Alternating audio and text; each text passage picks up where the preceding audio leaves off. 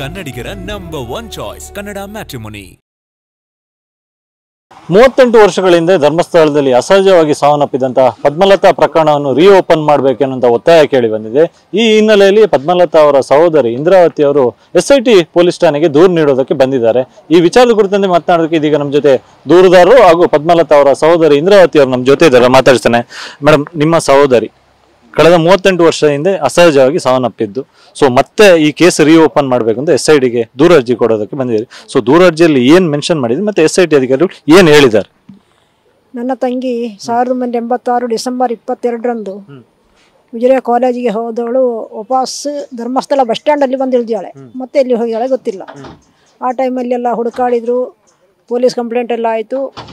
ಸುಮಾರು 2 ತಿಂಗಳು ಅಂದರೆ 57 ದಿವಸ ಅವಳ ಬಾಡಿ ಸಿಕ್ಕಿತ್ತು ಅಂದರೆ ಅದು ಮೂಳೆ ಎಲ್ಲ ಇತ್ತಷ್ಟೇ.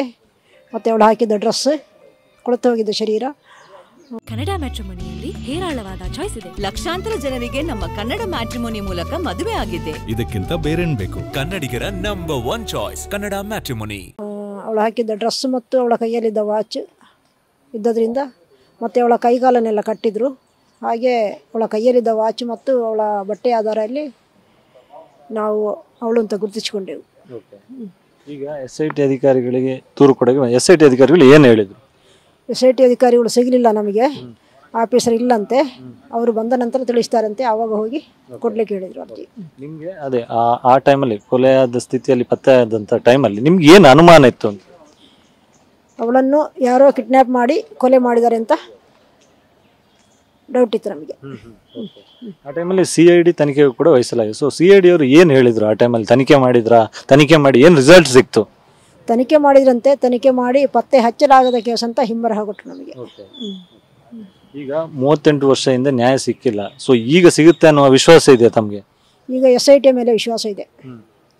SIT ಅವರು ಈ ಪದ್ಮಲತಾ ಕೇಸನ್ನು ತನಿಖೆ ಮಾಡಿದರೆ ಸತ್ಯ ಹೊರಬರಬಹುದು ಅಂತ ಹೇಳೋ ವಿಶ್ವಾಸ ಇದೆ ನಮಗೆ.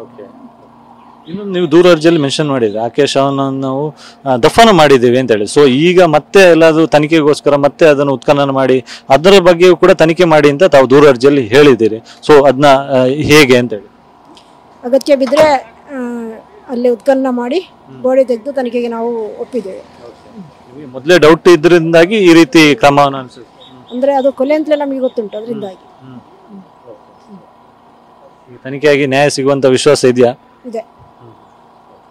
ಥ್ಯಾಂಕ್ ಯು ಅಣ್ಣ.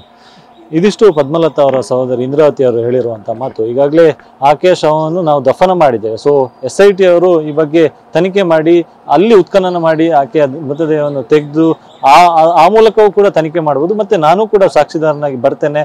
ಸೊ ಈ ನಿಟ್ಟಿನಲ್ಲಿ ದೂರ ಅರ್ಜಿಯನ್ನು ನೀಡೋದಕ್ಕೆ SIT ಕಚೇರಿಗೆ ಪದ್ಮಲತಾ ಅವರ ಸಹೋದರಿ ಇಂದ್ರಾವತಿ ಅವರು ಬಂದಿರತಕ್ಕಂಥದ್ದು. ಕ್ಯಾಮ್ರಾ ಪರ್ಸನ್ ವಿಲ್ಫೇರ್ ಜೊತೆ ಅಶೋಕ್, TV9 ಧರ್ಮಸ್ಥಳ. ಕನ್ನಡಿಗರ ನಂಬರ್ 1 ಚಾಯ್ಸ್ ಕನ್ನಡ ಮ್ಯಾಟ್ರಿಮೋನಿ.